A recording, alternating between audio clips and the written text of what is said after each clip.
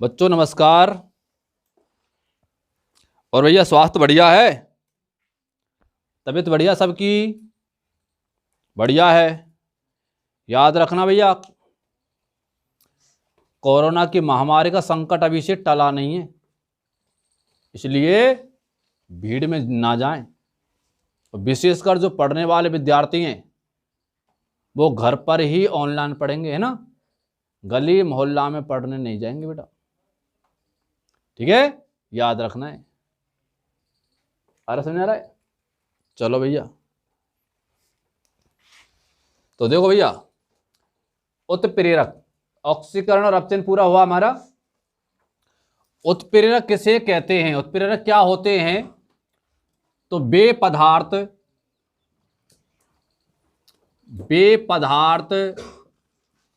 जो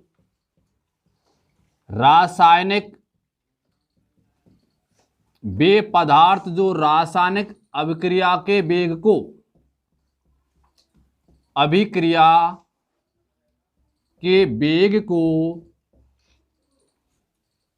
परिवर्तित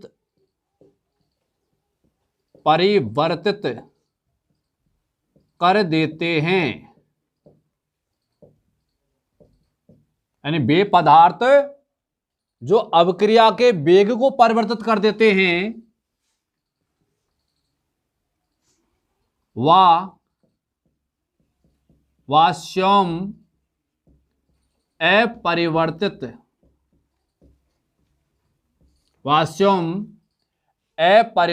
रहते हैं।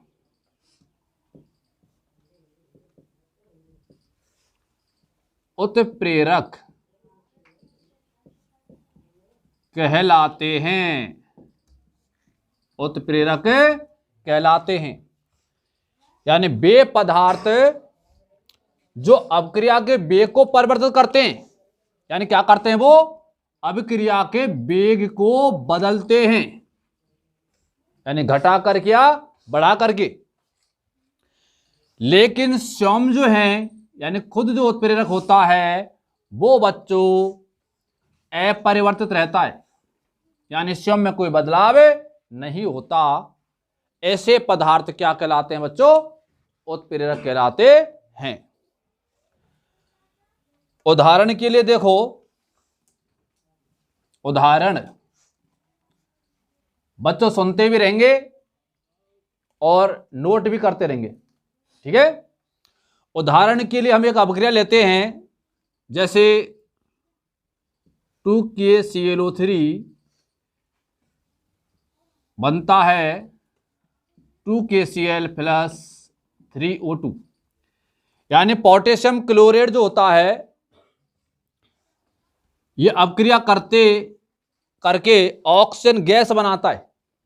यानी ऑक्सीजन गैस बनाने के लिए पोटेशियम जो क्लोराइड होता है वो क्रिया करता है और ऑक्सीजन गैस बनती है। ये क्रिया अपनी गति से होती रहती है, ठीक है। गति धीमी गति से अभिक्रिया होती है, मंद गति अभिक्रिया है ये। लेकिन जैसे ही आपने क्या किया बच्चों, इसमें मैग्नीज डाइऑक्साइड डाला तो यह अभिक्रिया तेज गति से होने लगती है। तो यहां पर बच्चों ये मैग्नीज डाइऑक्साइड जो है वो अभिक्रिया के वेग को क्या कर रहा है? बढ़ा रहा है। इसलिए इस अभिक्रिया में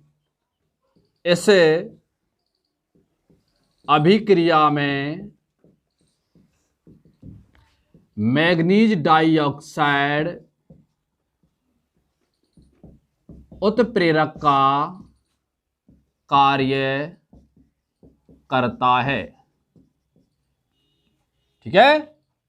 यानी मैग्नीज डाइऑक्साइड क्या करता है? यहां पर उत्प्रेरक का कार्य करता है, ठीक है। क्योंकि इसके डालते ही अभिक्रिया का वेग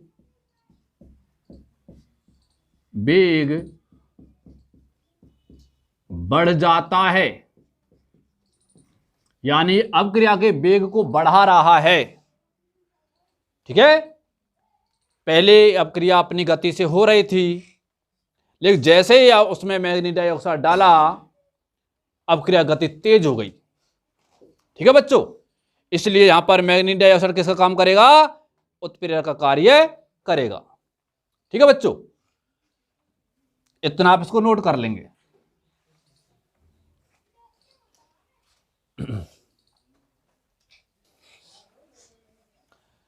यहां पर बच्चों अपन देखेंगे उत्प्रेरकों के प्रकार। ठीक है, उत्प्रेरक जो प्रकार हैं बच्चों, उनको हम दो आधार पर बांटेंगे। इनको दो आधार पर बांटते हैं उत्प्रेरकों को। एक तो है अवस्था के आधार पर उत्प्रेरकों के प्रकार, और दूसरा है क्रिया के आधार पर। ठीक है, तो पहले अपन पढ़ने वाले हैं अवस्था के आधार पर उत्प्रेरकों के प्रकार। तो अवस्था के आधार पर बच्चों उत्प्रेरक दो प्रकार के होते हैं। नंबर एक लिखेंगे, समझेंगे समांगी उत्प्रेरक। समांगी उत्प्रेरक। ठीक है बच्चों, और दूसरा प्रकार होता है बच्चों विषमांगी उत्प्रेरक। यानी समांगी उत्प्रेरक और विषमांगी उत्प्रेरक, ये अवस्था के आधार पर उत्प्रेरकों के प्रकार हैं। समांगी उत्प्रेरक कौन से होते हैं बच्चों? यानी जिसमें क्रियाकारक कौमा उत्प्रेरक कौमा उत्पाद, यानी क्रियाकारक, उत्प्रेरक और उत्पाद तीनों भौतिक अवस्था में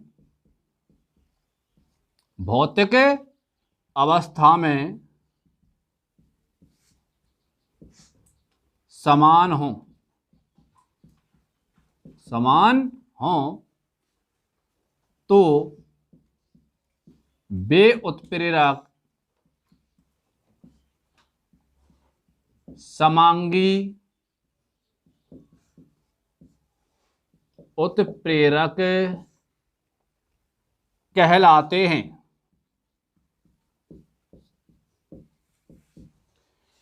यानी जिस अपक्रिया में क्रियाकारक, उत्प्रेरक और उत्पाद, यानी इन तीनों की भौतिक अवस्थाएं क्या हो बच्चों?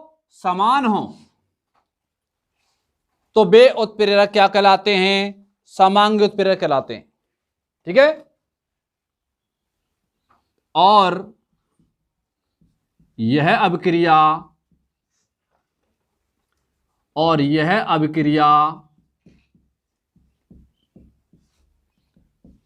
समांगी उत्प्रेरण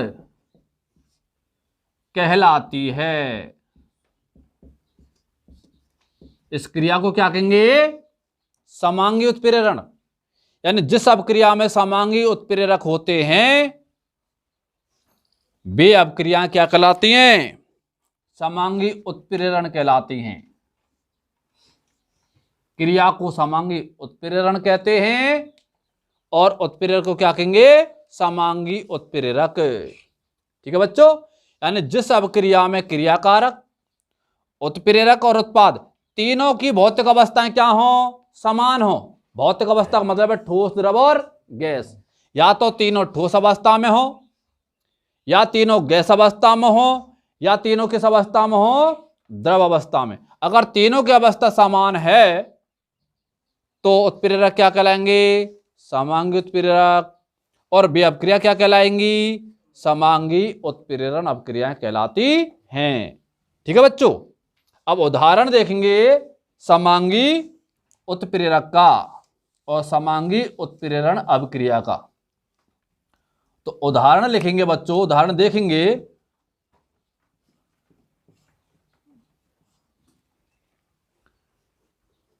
SO2 प्लस O2 बराबर 2SO3 यानी सल्फर डाइऑक्साइड ऑक्सीजन के साथ क्रिया करके सल्फर ट्राइऑक्साइड बनाती है। इसमें हमने नाइट्रोजन ऑक्साइड उत्प्रेरक डाल दिया। तो बच्चों देखो, सल्फर डाइऑक्साइड कौन सी अवस्था में होता है? गैस अवस्था में होता है। कौन सी अवस्था में होता है? गैस। ऑक्सीजन भी किस अवस्था में है? गैस। उत्पाद भी किस अवस्था में है? गैस अवस्था। और नाइट्रोजन ऑक्साइड जो उत्प्रेरक है वो किस अवस्था में है बच्चों? गैस अवस्था में। यहां पर क्रियाकारक, उत्प्रेरक और उत्पाद तीनों की अवस्था क्या है बच्चों? समान है। गैस अवस्था है तीनों की, इसलिए ये उत्प्रेरक क्या कहलाएगा? समांगी उत्प्रेरक। और यह जो अपक्रिया है जिसमें समांगी उत्प्रेरक है, जिसमें क्रियाकार उत्पादों की और उत्प्रेरक समान अवस्था है, उस सब क्रिया को क्या कहेंगे? समांगी उत्प्रेरण। ठीक है बच्चों?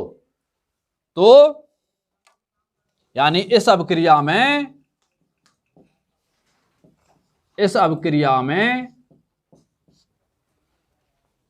क्रियाकारक,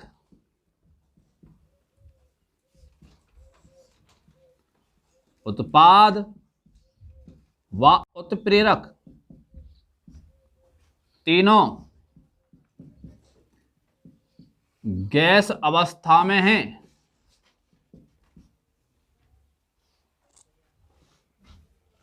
अतः समान अवस्था होने के कारण, समान अवस्था होने के कारण यह उत्प्रेरक समांगी उत्प्रेरक कहलाएगा। समांगी उत्प्रेरक कहलाता है। यानी नाइट्रोजन ऑक्साइड कैसा उत्प्रेरक है? समांगी उत्प्रेरक है। ठीक है? और यह क्रिया क्या कहलाएगी बच्चों? समांगी उत्प्रेरण। समांगी उत्प्रेरण कहलाती है। यह अभिक्रिया समांगी उत्प्रेरण कहलाती है। ठीक है बच्चों?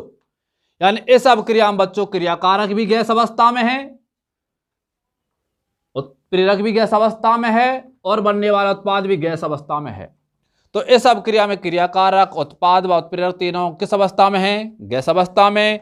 यानी तीनों की अवस्था क्या है? समान। और जिस अभिक्रिया में अवस्था समान होती है उसमें उत्प्रेरक जो होते हैं वो कैसे कहलाते हैं? समांगी उत्प्रेरक। और अभिक्रिया क्या कहलाती है? समांगी उत्प्रेरण। ठीक है बच्चों? बच्चों अवस्था के आधार पर पहला प्रकार था समांगी उत्प्रेरक और दूसरा है विषमांगी उत्प्रेरक। ठीक है बच्चों? विषमांगी उत्प्रेरक कौन होते हैं बच्चों? देखो, यानी जिन अभिक्रियाओं में क्रियाकारक, उत्प्रेरक व उत्पाद तीनों भौतिक अवस्था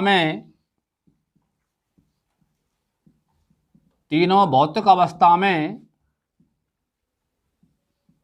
समान नहीं होते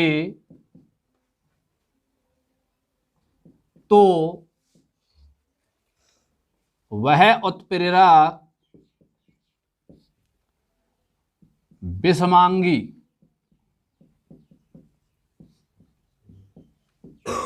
उत्प्रेरक कहलाता है। यानी जिस क्रिया में क्रियाकारक, उत्प्रेरक और उत्पाद, अगर ये तीनों की जो भौतिक अवस्था हैं वो क्या हो? समान ना हो, यानी अलग अलग हो, भिन्न भिन्न हो, तो वे उत्प्रेरक क्या कहलाते हैं? विषमांगी उत्प्रेरक कहलाते हैं। समांगी में तीनों की अवस्था समान थी और यहां विषमांगी उत्प्रेरक में तीनों की अवस्था या तीनों में से किसी भी एक की अवस्था क्या हो सकती है? अन्य से भिन्न हो सकती है, असमान हो सकती है।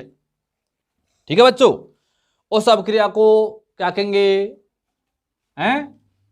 तथा वह अभिक्रिया, तथा वह अभिक्रिया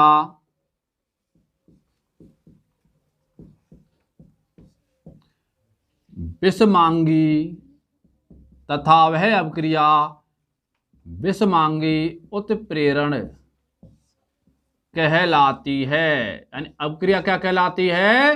विषमांगी उत्प्रेरण कहलाती है। यानी जिस अभिक्रिया में बच्चों तीनों की अवस्था समान नहीं हो, उत्प्रेरक विषमांगी हो, तो अभिक्रिया क्या कहलाएगी? विषमांगी उत्प्रेरण कहलाएगी। ठीक है बच्चों, उदाहरण के लिए देखेंगे बच्चों, विषमांगी उत्प्रेरण अभिक्रिया का उदाहरण है जैसे nitrogen N2 plus 3H2, nitrogen hydrogen से क्रिया करता बच्चों उच्च तापदाब पर, और बनता है कौन? Ammonia 2NH3। नाइट्रोजन हाइड्रोजन से क्रिया करता है और क्या बनता है? अमोनिया बनता है। यह अभिक्रिया बच्चों लोहे उत्प्रेरक की उपस्थिति में होती है। लोहे चूर्ण, लोहा का चूर्ण। ठीक है, तो बच्चों देखो, क्रियाकारक जो नाइट्रोजन है और हाइड्रोजन है वो दोनों गैस अवस्था में हैं। अमोनिया भी आपकी गैस अवस्था में है, लेकिन बच्चों ये लोहा चूर्ण ठोस अवस्था में होता है। अतः यह क्रिया क्या हुई? विषमांगी, क्योंकि यहां पर क्रियाकारक उत्पाद तो गैस अवस्था में है लेकिन उत्प्रेरक किस अवस्था में है? ठोस अवस्था में। ठीक है, इसलिए तीनों की अवस्था क्या है? समान नहीं है। उत्प्रेरक की अवस्था कैसी है? असमान है। और तीनों में से अगर किसी की भी एक की अगर असमान है या तीनों की ही असमान है तो उत्प्रेरक क्या होगा? विषमांगी होगा। और अब क्रिया क्या कहलाएगी? विषमांगी उत्प्रेरण।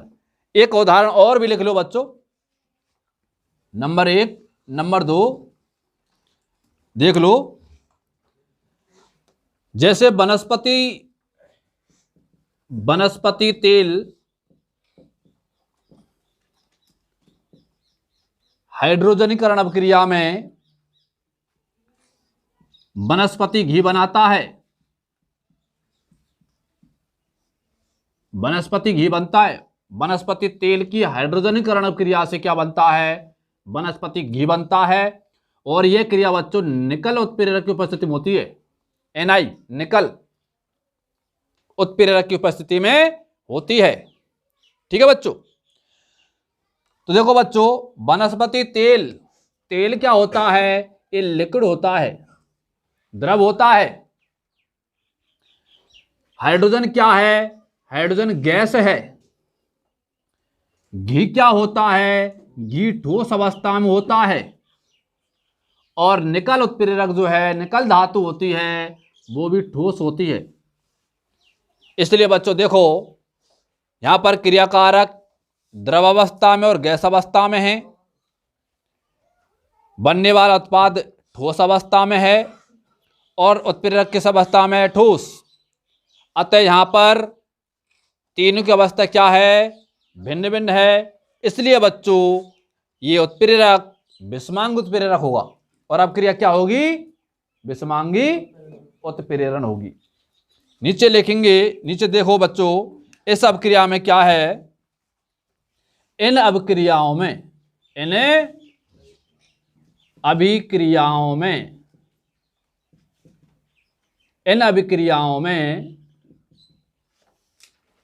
क्रिया कारक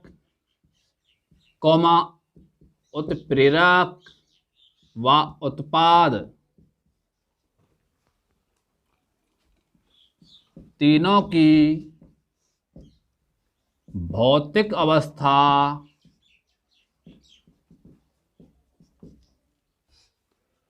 समान नहीं है। समान नहीं है। समान नहीं है मतलब क्या है बच्चों? असमान है, यानी अलग अलग है। ठीक है। तो उत्प्रेरक विषमांगी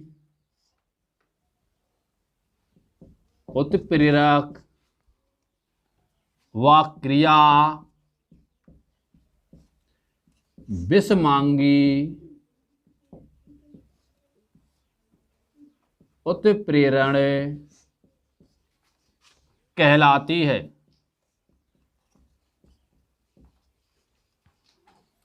यानी इन दोनों अवक्रियाओं में बच्चों क्रियाकारक, उत्प्रेरक व उत्पाद तीनों की जो भौतिक अवस्था हैं वो समान नहीं है, मतलब अलग अलग हैं, भिन्न भिन्न हैं। तो उत्प्रेरक क्या कहलाएंगे? विषमांगी उत्प्रेरक कहलाएंगे। और एक क्रिया क्या कहलाएगी? विषमांगी उत्प्रेरण कहलाती है। ठीक है बच्चों। यानी इनमें क्रियाकारक, उत्पाद व उत्प्रेरक तीनों में कोई ना कोई भिन्न है। इसलिए ये उत्प्रेरक कौन से हुए? विषमांगी उत्प्रेरक। और ये दोनों क्रियाएं कैसी हुई? विषमांगी उत्प्रेरण। इस तरह से बच्चों ये हुआ हमारा अवस्था के आधार पर उत्प्रेरकों के प्रकार, समांगी उत्प्रेरक और विषमांगी उत्प्रेरक। ठीक है बच्चों। अब हम देखेंगे उत्प्रेरकों का दूसरा प्रकार है क्रिया के आधार पर उत्प्रेरकों के प्रकार। ठीक है बच्चों। उतार लिया आपने, आता भैया?